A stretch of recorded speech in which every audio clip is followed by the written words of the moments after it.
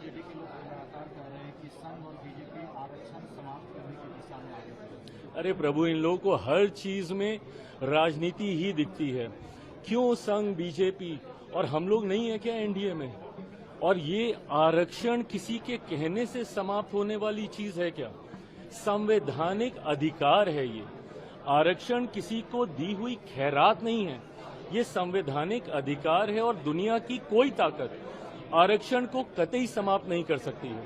और जो लोग इसको समाप्त करने की सोच रखते हैं, कभी समीक्षा के माध्यम से, कभी सुधार के माध्यम से, उनको संभवतः ये पता ही नहीं है कि आरक्षण क्यों जरूरी है। आप जब शेड्यूल कास्ट, शेड्यूल ट्राइब्स की आप बात करते हैं, बहुत आसानी से कह देते हैं कि भाई इन लोगों को क्यों आरक्षण के साथ जोड़ा जाए, बट आज भी ऐसी घटनाएं होती हैं। खड़गे साहब के साथ क्या हुआ था? उस मंच पे गए थे, उस मंच का शुद्धिकरण किया गया ना। आज भी एक दलित युवक को घोड़ी पे चढ़ने से रोका जाता है, एक दलित लड़के को बारात निकालने से रोका जाता है। बड़े बड़े नेता जब मंदिर जाते हैं तो मंदिर को गंगा जल से धुलवाया जाता है। तो ये भेदभाव तो आज भी हो रहा है ना। और ये वही अनुसूचित जाति है जो छुआछूत का शिकार रही है। भारत के संविधान में जब आप शेड्यूल कास्ट को देखते हैं, ये ऐसी कास्ट है जिनको शेड्यूल किया गया है, जिनका आधार छुआछूत था, जिसकी वजह से इनको गांव से बाहर रखा जाता था। इनको छूना तो दूर की बात है, देखना तब पाप माना जाता था। ऐसे में मुख्य धारा के साथ जोड़ने के लिए, और क्या हम लोग उस लक्ष्य को पूरा कर पाए? नहीं कर पाए ना। आज भी ये भेदभाव होता है।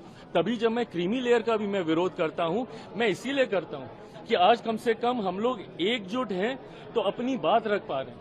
बट जैसे ही इसमें सब क्लासिफिकेशन होने लग जाएगा, जैसे ही इसमें क्रीमी लेयर की बात हम लोग करने लग जाएंगे, तो ताकत हम लोग की घटने लग जाएगी। और जैसे ही ताकत घटेगी तो धीरे धीरे करके संभवतः ऐसी सोच वाले लोग जो आरक्षण को समाप्त करना चाहते हैं, उनको ज्यादा बल मिलेगा।